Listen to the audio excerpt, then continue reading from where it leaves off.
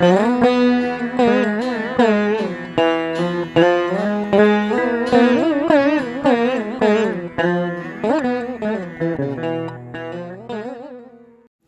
ஸ்ரீ கல்கி அவதார அகத்தீசாய நமோ நமக. ஈசனின் அடி தொழுதே அகத்தீசன் உரைக்கின்றேன். அன்பான ஆன்மாக்களே, அசையும் பொருட்கள் அசைவதும் அசையா பொருட்கள் நிலைப்பதும் அணுக்களின் மைய வெற்றிட ஆற்றல்களினால் என்றே உணருங்கள். சதுர் யுகங்களின் எல்லையில் பல்வேறு அணுக்களின் மைய வெற்றிடங்கள் பிளவு கொண்டு வெளித்தோன்றும்.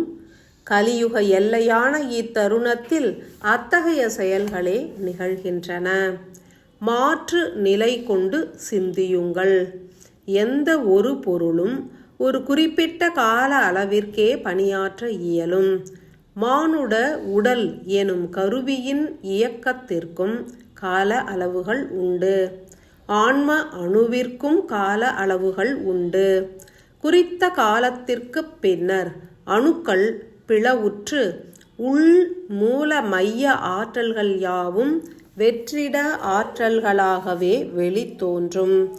அத்தருணத்தில் இயங்கிக் கொண்டிருந்த அனைத்து நிலைகளும் மூல மையம் நோக்கியே ஈர்க்கப்படும்.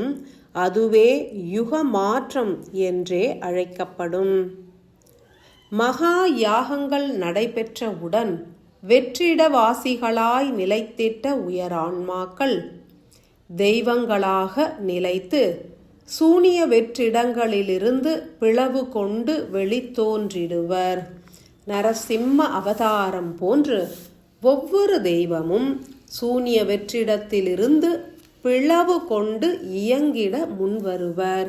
அதன் பொருட்டே இயங்கிய ஆதிசக்தியானவர் தனது பணிகளை துறந்து வெற்றிடம் நோக்கி பயணிக்கின்றார்.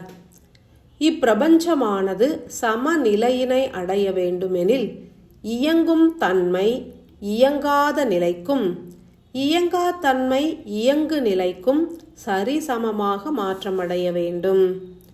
ஆத்ம காயத்ரி மந்திரம் உரைப்போரின் ஆன்மாவும் இவ்விதமே பிளவு கொள்ளும்.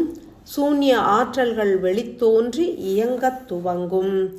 பல்வேறு ஆசைகளை உள்ளடக்கிய உயிர் அணு அவற்றை துறந்திட்ட நிலையில் சூனிய மையத்தை அடையும். சிவனும் சக்தியும் இடமாற்றம் புரிகின்றனர். சக்தி சிவனுள் ஒடுங்க சிவன் சக்தியாய் விரிகின்றார். மனிதர்கள் இனி குறுகிய நோக்கத்தோடு சுயநலமாய் வாழ்தல் பலிக்காது.